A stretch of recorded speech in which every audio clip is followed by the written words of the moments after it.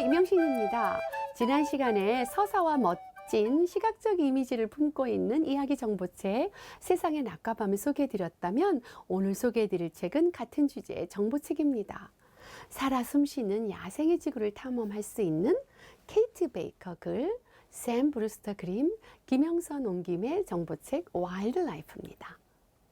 이 책은 정형화되지 않은 다양한 시각적 단서를 제공하는 이렇게 플랩을 열면서 동물의 생김새와 이름을 알고 그만의 고유한 특징을 알게 되지요. 더 나아가 어떻게 먹고 자고 살아가는지를 배우게 되죠. 생태계 안에서 서로를 연결해서요. 이 아름다운 책을 뒤적이며 플랩을 여닫다 보면 나 자신과 인간 중심의 관점에서 벗어나 광활하고 조화로운 지구의 세계에 매료될 겁니다. 먼저 표지에는 아마존강 열대우림을 배경으로 이 지역에 서식하는 여러 동물들과 식물들이 있네요. 밀림의 정료를 그리게도 하듯이 제목의 배경을 짙은 오렌지색으로, 제목을 노란색으로 묘사했네요. 뒷표지를 보시면 붉은 태양과 노란색으로 그린 하늘이 앞표지와 어우러져 초록색 밀림숲을 돋보이게 합니다. 색등 역시 같은 색으로 우리의 호기심을 불러일으켰네요. 세상의 낮과 밤을 먼저 읽고 그 다음 단계로 Art Science 시리즈 중 하나인 이 책을 읽어보시면 두 책의 서사와 정보가 연계되어 폭넓은 배경 지식을 얻을 수 있습니다. 책을 읽으며 차곡차곡 쌓인 배경 지식은 더 높은 수준의 책을 읽을 때 문장의 의미를 추론하고 맥락을 이해할 수 있는 밑거름이 되겠지요. 바로 학습을 위해 책을 읽는 것이 아니라 새로운 지식을 탐색하며 책 읽는 참 기쁨을 스스로 느끼게 합니다. 플랩을 열면 여러 서식지의 대표적인 동물에 관한 유용한 정보를 알려줍니다. 지구의 각 지역의 특징적인 배경을 바탕으로 생생하게 되살아난 자연 속을 플랩을 통해 탐색할 수 있습니다. 자, 그러면 책 속으로 들어가 보지요. 책장을 이렇게 넘겨보실까요? 책장을 넘기면 지구의 이야기가 바로 시작됩니다. 책의 뒷면지로 가면 우리가 함께한 세계 일주를 지도에 표시해 보았어요 라며 여행이 시작한 곳에서 이렇게 마지막 여행지인 호주까지의 경로가 세계 지도에 기록되어 있어요. 독자가 각 장에서 탐험한 곳을 지리적으로 연결해 주지요. 곳곳을 여행하며 무엇을 보았나요? 라는 질문을 독자들에게 던지며 책과 함께 떠났던 세계 여행지의 추억을 돌아보게 합니다. 이 책처럼 전 세계를 무대로 활동하는 일러스트레이터 샘 브루스터의 세련된 그림과 플랩에 담긴 풍부한 정보 덕에 어린 독자들을 포함해 전 연령 폭넓은 독자들에게 사랑을 받을 수 있는 책입니다. 또한 세계 지도 아래 남극과 그곳에 사는 동물 이야기도 들려줍니다. 바로 이전에 소개해드렸던 세상의 낮과 밤의 동물들인 황제 펭귄, 플랩 아래에는 범고래와 크리를 찾을 수 있어요. 이렇게 책과 책과의 연계를 통한 상호작용은 중요한 책 읽기 전략이 됩니다. 특히 여러 주제의 다양한 정보책을 통해 익힌 배경 지식은 새로운 사실을 발견하는 계기가 되고 더 높은 수준의 과학적 탐색을 할 수 있는 동기가 됩니다. 이런 과정을 통해 비판적 읽기와 사고력을 발달시키며 정보책을 읽는 즐거움을 느끼게 하는 토대가 되지요. 배경 지식은 학습을 통해 단기간 내에 쌓아지는 것이 아니라 여러 종류의 책을 재미있게 읽으며 장기간 자연스럽게 얻어지는 것이지요. 이러한 배경 지식은 삶을 살아가는 경험과 더불어 지혜를 얻는 바탕이 됩니다. 이 책에서는 각 서식지마다 다양한 동물들을 만나볼 수 있어요. 동물은 등뼈가 있는 척추동물과 등뼈가 없는 무척추동물로 분류할 수 있지요. 척추동물은 정원동물인 포유류와 조류, 체온이 환경에 따라 변하는 변온동물인 파충류, 양서류, 어류로 분류할 수 있어요. 우리 별 지구의 어느 곳으로 여행을 떠날지 미리 알아볼까요? 알래스카와 캐나다의 북극 툰드라에서 여행을 시작해 뜨거운 햇볕에 그을린 북아메리카 소노라 사막에 사고하러 선인장이 탑처럼 높이 솟아 있어요. 사과화로 선인장에 아름다운 꽃이 만발하고 선인장 안에는 딱따구리가 더위를 피합니다. 그 옆을 패커리가 지나가고 플랩을 올리면 바위산의 구레산은 바ob캣과 엄청 빠른 속도로 먹잇감을 쫓아가는 길뻐꾸기에 대한 정보가 들어있지요. 코요테의 포효와 카시올빼미도 이 지역에 빠질 수 없는 동물이겠죠. 이제 사막을 떠나 남아메리카 브라질의 아마존강 열대우림으로 갑니다. 지구의 허파라 불리우는 아마존강 열대우림은 뒤에서 자세히 소개해 드릴게요. 이제 아프리카의 탄자니아, 세렝게티, 조원을 거쳐 콩고 민주공화국의 콩고강 열대우림으로 여행을 계속합니다. 플랩을 하나씩 열어보며 이 지역에 사는 동물과 풍경을 살펴보세요. 스페인의 코토 도냐나 습지에는 멸종위기에 처한 많은 종을 포함해 다양한 동식물들이 살고 있어요. 고양이과 동물 중 멸종할 가능성이 가장 큰 동물인 이베리아 스라소니가 토끼, 어린 사슴, 자구새 같은 먹이를 찾으려고 살금살금 돌아다녀요. 다음으로 스코틀랜드 헤브리디스 제도에는 영리한 소라게가 다른 동물이 버린 껍데기 속으로 들어가 연약한 몸을 지키고 있네요. 몸집이 커지면 더 큰 껍데기를 찾아 이사를 간다고 해요. 이런 재미있는 습성 때문에 그림책의 주인공으로 등장하곤 하지요. 대서양 퍼피는 가파른 절벽에 굴을 판다고 해요. 그 안쪽에 해초, 깃털, 풀 등을 가지런히 깔아 멋진 보금자리를 만든답니다. 러시아의 유라시아 스텝으로 한번 가볼까요?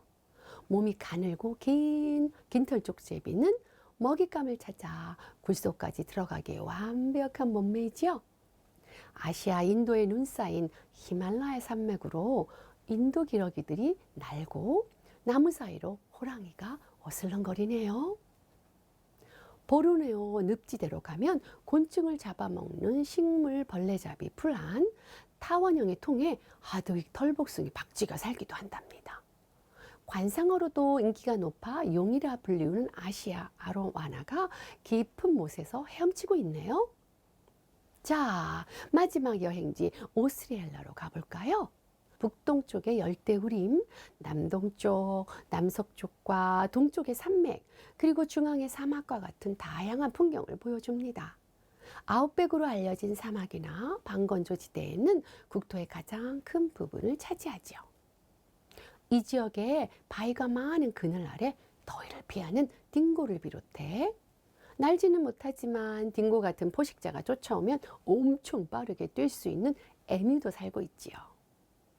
캥거루처럼 발로 뻥 걷어찰 수도 있답니다. 긴 여행의 끝, 오세아니아 오스트레일리아 아웃백에서 여행을 마칩니다. 이러한 정보책을 통해 세계 여행을 하며 쌓인 풍부한 경험은 세상을 바라보는 폭넓은 안목을 갖게 합니다. 자, 그럼 먼저 세계의 꼭대기인 북극 툰드라로 가보지요. 이전에 소개했던 앙투안 기오페의 눈색에 등장하는 흰 올빼미를 비롯한 북극 동물들이 눈에 띄네요. 플랩을 열면 눈과 얼음으로 뒤덮인 곳에서 눈에 잘 띄지 않는 북방 쪽제비가 굴 속에 숨어 있다 나옵니다. 예술 그림책 눈세계에서는 등장하는 동물들이 상세한 정보 없이 실루엣 레이저 커팅을 통해 예술적으로 표현되었다면 와일드 라이프에서는 세계 각 지역의 배경과 뒤집어 볼 수 있는 플랩을 통한 놀이성과 함께 대표적인 동물들의 특징과 서식지를 함께 즐길 수 있습니다. 아동문학의 장르는 허구의 세계를 그리는 그림책, 전승문학, 환상동화, 사실동화, 시, 다문화문학, 역사소설과 같은 픽션과 사실적인 이야기를 바탕으로 하는 전기와 정보책 등의 넌픽션으로 나뉩니다. 어른들이 같은 주제의 다양한 책으로 소개해 주시면 픽션과 넌픽션을 넘나들며 어린 독자들은 책을 읽는 기쁨과 흥미를 느낄 수 있습니다. 이러한 요소는 어린이들이 미래에 자기들이 좋아하는 분야를 스스로 선택해 각자의 꿈을 펼칠 수 있는 초석이 될 수 있지요. 그럼 다시 책으로 돌아가 전체 여행 중에 한 곳인 아마존강 열대우림 지역으로 가볼까요?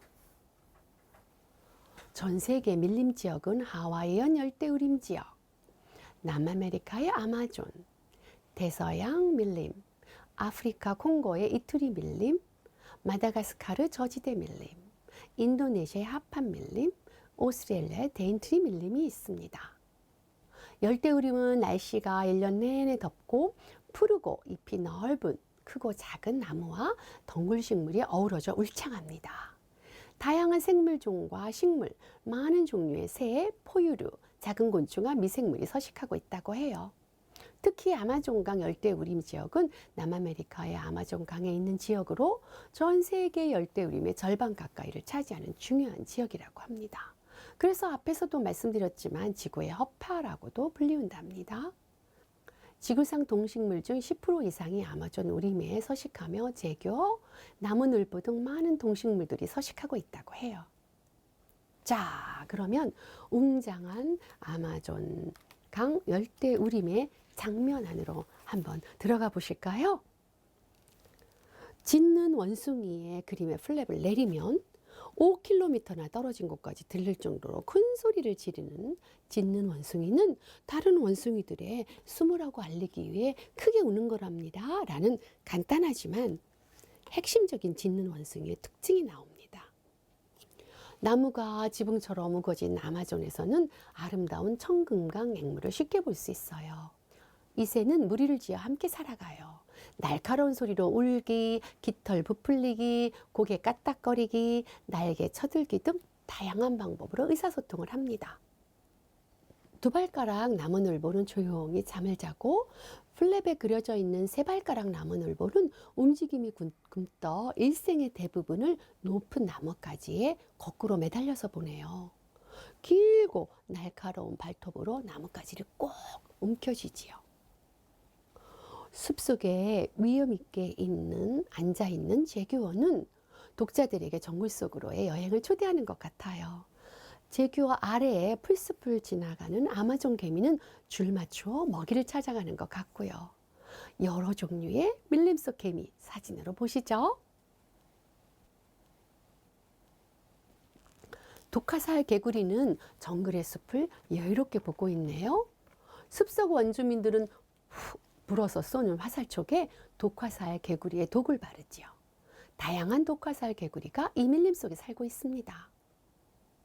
돼지와 비슷하지만 설치류는 카피바라.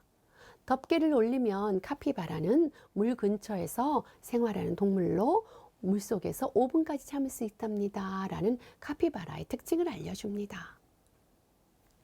지구의 생태를 위해 중요한 역할을 하는 정글을 더 깊게 탐험하고 싶다면 이렇게 폴라 맥클로인 그림의 정글의 낮과 밤을 읽으시면 좋습니다. 세상의 낮과 밤과 같이 1m 40cm 길이의 병풍으로 펼쳐지는 아코디언 북입니다. 파노라마처럼 밀림을 즐길 수 있어요.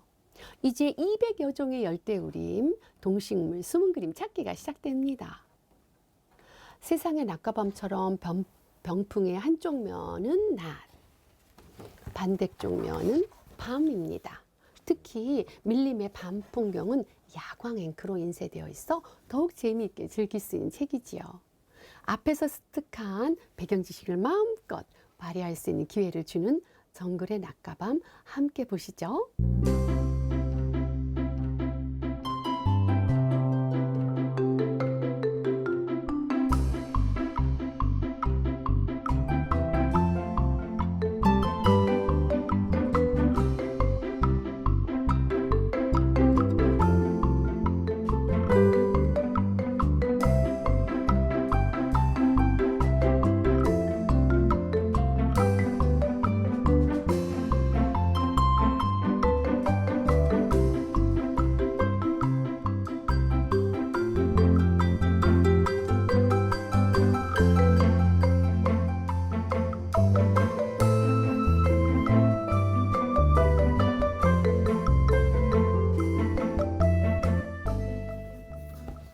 이제는 단단한 배경 지식을 바탕으로 환경 보호의 커다란 메시지를 우리에게 던지는 아름다운 팝업책 소개해 드릴게요.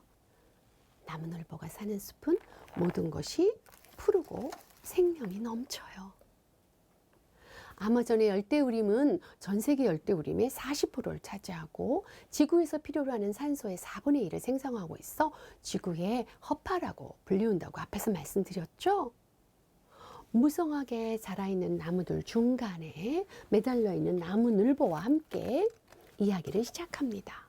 새들은 짹짹 지저귀고 동물들도 나무 그늘 아래서 한가롭게 휴식을 취하고 있어요. 여러분이 앞에서 와일드라이프와 정글의 낮과밤에서 보셨던 밀리속 동물들이 숲속에 숨어 있어요. 한번 잘 찾아보세요. 색다른 재미를 느끼실 수 있을 거예요. 이렇게 평화롭던 숲이 한순간에 소음과 공포로 휩싸였어요. 갑자기 나타난 기계는 시끄러운 소리를 내며 계속해서 나무를 패기 시작합니다. 나무늘보가 매달려 있는 나무 한 그루만 남겨놓고 말이에요. 모든 게 절망적이고 황폐하고 숲속 나무늘보도 사라져버렸어요. 1960년대 이후 브라질에서는 개발 정책으로 아마존의 산림을 계속 파괴하고 있다고 해요. 해마다 한국 면적의 5분의 4 정도가 사라지고 있다고 하니 아마존 열대우림은 기후변화와 산림 파괴로 인해 언제든 재난 사태가 발생할 수 있다고 합니다. 아무것도 남지 않은 숲에 한 사람이 와서 씨앗을 뿌렸어요. 숲은 다시 나무로 가득 찼고 어느새 나무늘보도 다시 돌아왔어요. 나무늘보가 사는 숲은 모든 것이 푸르고 생명이 넘쳐 흐릅니다. 나무늘보가 어느 나무에 매달려 있는지 찾아보시기 바래요. 숲이 사라져 서식지를 잃은 나무늘보와 다른 동물들을 통해 인간의 무분별한 욕심이 어떤 피해를 낳게 되는지 잘 보여주는 동시에 희망적인 메시지도 함께 전합니다. 팝업북의 진수, 나무늘보가 사는 숲속에서를 입체적으로 다시 한번 감상해 보시죠.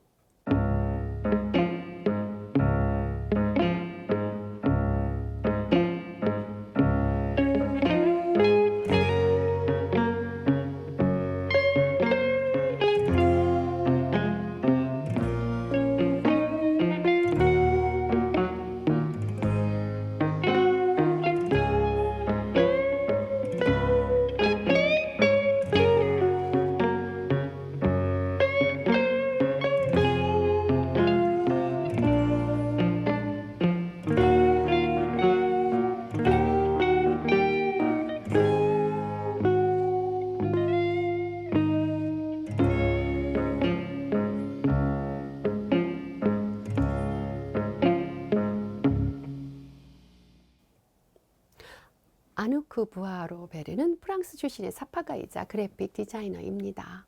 파리 STM 미술학교에서 사파를, 스트라스부르 장식 미술학교에서 시청가 교수법을 공부했다고 해요. 어린이 책과 잡지에 사파를 그리고 있고 멀티미디어 프로그램과 팝업 어브제를 만들며 야외이와 관련된 수업을 하고 있습니다. 아누크 부아로 베르는 루이 류고와 함께 팝업북을 제작하고 다양한 워크숍을 통해 환경보호의 중요성에 대해 알리는 작업을 꾸준히 하고 있습니다. 북극곰이 갈 곳을 잃고 펭귄이 빙하의 공격에 힘들어하고 미세먼지에 우리나라의 하늘은 온통 뿌연 먼지로 뒤덮여 발걸음을 재촉하게 하지요. 여름이 되면 열대야 때문에 잠을 이룰 수 없는 날이 많고 지구 곳곳에서는 가뭄으로 심각한 피해를 입고 있습니다. 또한 겨울철엔 엄청난 폭설과 추위가 몰려와 많은 사람들이 불편함과 공포를 느끼기도 하지요. 이 책을 읽으며 페트병의 라벨지를 떼어내어 재활용 쓰레기통에 버리는 작은 일부터 실천했으면 하는 바람이 있습니다. 우리 아이들이 살아갈 땅, 지구를 위해서 말이지요. 다음 시간에 또 만나요. 고맙습니다.